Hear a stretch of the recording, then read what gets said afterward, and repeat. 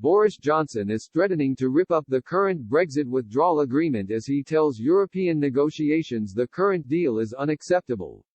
But do you think the Prime Minister is bluffing with his latest threat? Boris Johnson has branded the Brexit divorce deal contradictory and says the document must be urgently rewritten. The Prime Minister will highlight his concerns to EU leaders today, and urge them to make several key amendments to safeguard Britain's union with Northern Ireland. The government has already set down its plans to alter the terms of the Withdrawal Agreement (WA) through legislation tabled for later this week. Key sections of the Internal Market Bill, which will formalize trading rules within the British Isles from next year, override several elements of the treaty agreed with Brussels.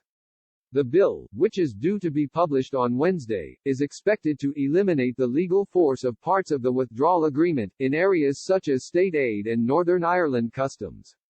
Talk of the plans has already infuriated Brussels, as such a move would undermine the agreement on Northern Ireland that Mr. Johnson signed last October, which seeks to avoid a hard border in the region. Michel Barnier, the EU's chief negotiator, warned that a precise implementation of the withdrawal agreement was essential to the success of trade talks between the two sides.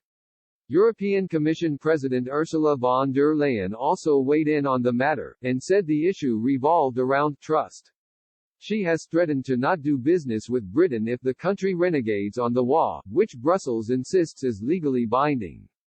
Mrs. von der Leyen wrote on Twitter, "I trust the British government to implement the withdrawal agreement, an obligation under international law and prerequisite for any future partnership. Protocol on Ireland, Northern Ireland is essential to protect peace and stability on the island and the integrity of the single market."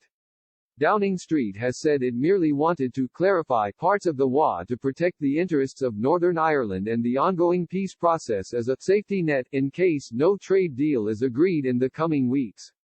A government spokesperson said, "As a responsible government, we are considering fallback options in the event this is not achieved to ensure the communities of Northern Ireland are protected." Irish Prime Minister Michael Martin has warned the Brexit talks would be rendered null and void if the WA is not implemented in full.